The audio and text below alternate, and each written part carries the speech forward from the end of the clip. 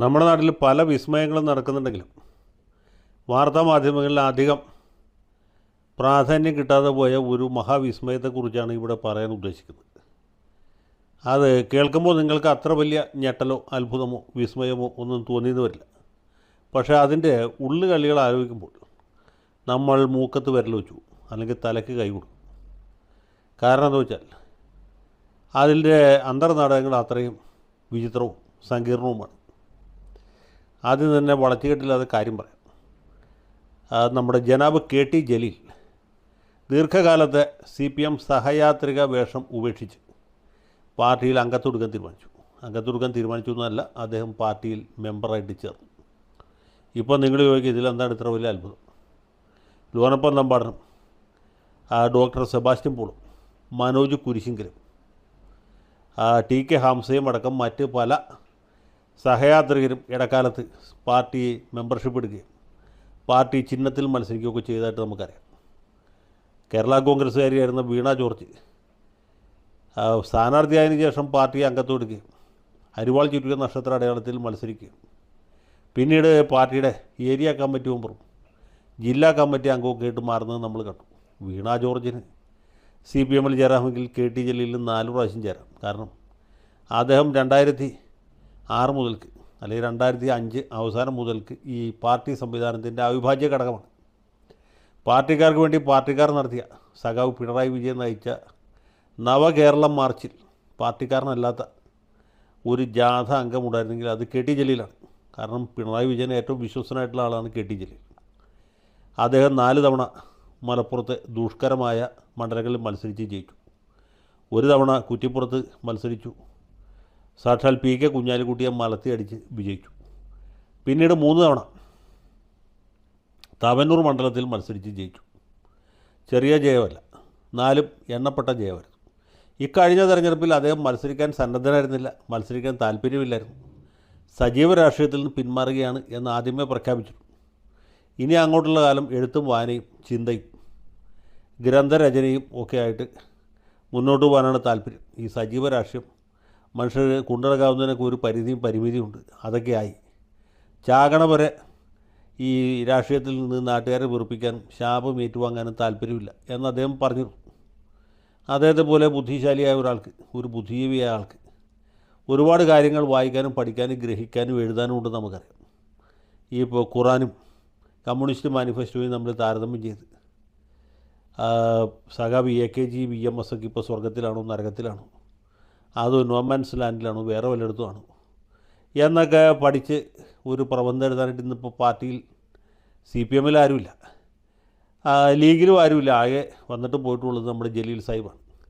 പിന്നെ ബുദ്ധിയും വിവേകവും വാഗ്ദാടിയുള്ള ഒരാൾ എന്ന് പറയുന്നത് സമദാനി സാഹിബാണ്. പുള്ളിക്ക് മറ്റു പല കലാപരിപാടികളും കൃഷികളും ഉള്ളതുകൊണ്ട് ഇതിനൊന്നും സമയം കിട്ടാറില്ല.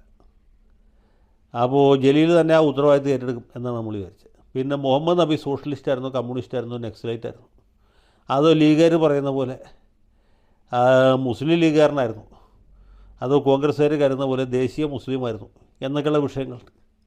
അതിനെക്കുറിച്ചുമൊക്കെ പഠിക്കാനും എഴുതാനും ഒക്കെ സമയം കണ്ടെത്തും എന്നാണ് നമ്മൾ വിചാരിച്ചത്.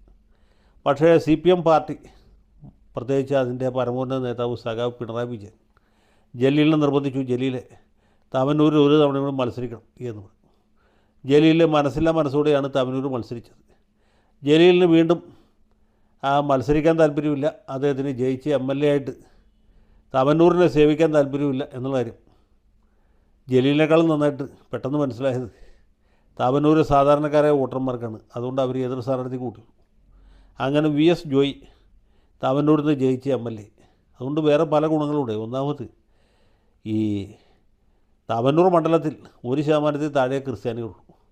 അവിടെ ഒരു ക്രിസ്ത്യാനി, ഒരു സത്യക്രിസ്ത്യാനി എന്ന് മാത്രമല്ല, അപൂർവത്തിൽ അത്യപൂർവമായ അല്ലെങ്കിൽ ന്യൂനപക്ഷത്തിൽ സൂക്ഷ്മ ന്യൂനപക്ഷമായിട്ട് പെന്തിക്കോസുകാരൻ VS ജോയി ജയിച്ചു എന്നുള്ളതാണ്. അങ്ങനെ ഒരു മതേതര പാരമ്പര്യം തെളിയിക്കാൻ കൂടി തവന്നൂരുകാർക്ക് സാധിച്ചു. ജലീൽ സ്വാഭാവികമായിട്ട് തോറ്റുപോയി. ജലീലിനെ നമ്മളൊന്നും തോൽവി ജയമൊന്നൊരു പ്രശ്നമല്ല. പുള്ളി ഒരു ലക്ഷ്യത്തിന് വേണ്ടിയിട്ടാണ് ഫൈറ്റ് ചെയ്തത്. അപ്പോൾ അതിൻ്റെ ഭാഗമായിട്ട് മത്സരിച്ചു. 4 തവണ ജയിച്ചു, 1 തവണ തോറ്റു. ഈ രാഷ്ട്രീയത്തിൽ ജയവും തോൽവിയൊക്കെ സ്വാഭാവികമായിട്ടുള്ള കാര്യമാണ്. ഒരു തവണ തോറ്റു എന്ന് കരുതി മനസ്സും മടുത്ത് ഈ പ്രസ്ഥാനം നിർത്തി പോകുന്ന ആളല്ല ജലീൽ. അങ്ങനെ അദ്ദേഹം പൊതുരംഗത്ത് തുടരാൻ തീരുമാനിച്ചു. ആദ്യം ഉപേക്ഷിച്ച് പോകാൻ തീരുമാനിച്ചത്, ഇപ്പോൾ അത് ഉപേക്ഷിക്കേണ്ടതില്ല എന്ന് തീരുമാനിച്ചു. അദ്ദേഹം പൊതു രാഷ്ട്രീയത്തിൽ നിൽക്കാൻ തീരുമാനിച്ചു എന്ന് മാത്രമല്ല, ഇത്ര നാൾ സഹയാത്രികനായിരുന്നുള്ളൂ. ഇനി അങ്ങനെയല്ല, പുള്ളി പാർട്ടി അംഗത്വം എടുത്തു. ഇനി അങ്ങോട്ട് ലോക തൊഴിലാളി വർഗത്തിൻ്റെ മോചനത്തിലാണ് പുള്ളിക്ക് താല്പര്യം. ഇന്ത്യയെ സായുധ സമരത്തിൽ കൂടി മോചിപ്പിക്കാൻ കഴിയുമെങ്കിൽ അതിനുവേണ്ടി ശ്രമിക്കും. അതല്ല, പാർലമെൻ്ററി പാതയിൽ കൂടിയാണ് മുന്നോട്ട് പോകാൻ ഉദ്ദേശിക്കുന്നതെങ്കിൽ ആ വഴിക്ക് പോകും. രണ്ടായാലും KT ജലീൽ വച്ചകാലം പുറകോട്ടില്ല. മാത്രമല്ല, അദ്ദേഹം ഈ CPM ചേരുന്ന മുഹൂർത്തം എന്ന് പറയുന്നത് വളരെ വളരെ പ്രധാനവും നിർണായകവുമാണ്. കാരണം എന്താ പറയുക, ഇക്കഴിഞ്ഞ തെരഞ്ഞെടുപ്പിൽ നമുക്കറിയാം, കേരളത്തിൽ ഏതാണ്ട് 30% വരുന്ന മുസ്ലിങ്ങൾ, 30% ജനസംഖ്യയുടെ 30% ഉണ്ടെങ്കിലും വോട്ടർമാരുടെ ഒരു 26-27% വരുന്ന മുസ്ലിം ഇലക്ടറേറ്റ് ഏതാണ്ട് പൂർണ്ണമായിട്ടും UDFനാണ് വോട്ട് കൊടുത്തത്. LDFന് വോട്ട് കൊടുത്തവരേ ഇല്ല എന്ന് ഞാൻ പറയില്ല. ഒരു 3%, 4% ചിലപ്പോൾ കൊടുത്തതാണ്, അത്രേ ഉള്ളൂ. ബാക്കി മുഴുവനും തന്നെ UDFിലേക്കാണ് പോയത്. അങ്ങനെ ഒരു സാഹചര്യത്തിൽ മലപ്പുറം ജില്ലയിൽ പ്രത്യേകിച്ചും ഒരു സീറ്റ് പോലും LDFന് ജയിക്കാൻ പറ്റില്ല. തവനൂർ പൊന്നാനിയും തോറ്റുപോയി. അങ്ങനെ ഒരു സാഹചര്യത്തിൽ ഈ മുസ്ലിം ജനസാമാന്യത്തെ, അതിൽ വിശ്വാസികളും അവിശ്വാസികളും ഉണ്ട്, കൂടുതലും വിശ്വാസികളാണ്, അതിൽ തന്നെ ലീഗ് വിശ്വാസികളാണ്. അപ്പോൾ ഈ ലീഗുകാരടക്കമുള്ള മുസ്ലിം ജനസാമാന്യത്തെ CPMലേക്ക് തിരിച്ചു കൊണ്ടുവരുന്ന വലിയൊരു ദൗത്യമാണ് ജലീൽ സാഹിബ് ഏറ്റെടുത്തിട്ടുള്ളത്. ഇനിയിപ്പോൾ ജലീൽ സാഹിബ് എന്ന് പറയാൻ പറ്റില്ല, ജലീൽ സഖാബ് ഏറ്റെടുത്തിട്ടുള്ളത്. അപ്പോൾ അദ്ദേഹത്തിൻ്റെ ജീവിതം കൊണ്ട് പുള്ളി തെളിയിക്കും എങ്ങനെ ഒരു നല്ല മുസൽമാൻ, ഒരു നല്ല കമ്മ്യൂണിസ്റ്റുകാരനായിട്ട് ജീവിക്കാൻ കഴിയും, എങ്ങനെ ഖുറാനും അതുപോലെ ഹദീസുകളും അനുസരിച്ച് നബി ചര്യയിൽ നിന്ന് വ്യതിചലിക്കാതെ ഒരാൾക്ക് സോഷ്യലിസ്റ്റായ നബിയുടെ കിതാബ് ഉയർത്തിപ്പിടിച്ചുകൊണ്ട് സത്യവിശ്വാസികളെ എങ്ങനെ സത്യമാർഗമായ കമ്മ്യൂണിസത്തിലേക്ക് കൊണ്ടുവരാൻ കഴിയും എന്ന് അദ്ദേഹം ജീവിതം കൊണ്ടും അദ്ദേഹത്തിൻ്റെ പ്രബോധനം കൊണ്ടും തെളിയിക്കും. അങ്ങനെ മലപ്പുറം ജില്ലയ്ക്ക് പുറത്തുമുള്ള മുസ്ലിമീങ്ങൾ ക്യൂ നിന്ന് CPMന് വോട്ട് ചെയ്യും. അങ്ങനെ ഈ നാട്ടിൽ വീണ്ടും ഇടതുപക്ഷ വാസന്തം ഉണ്ടാകും.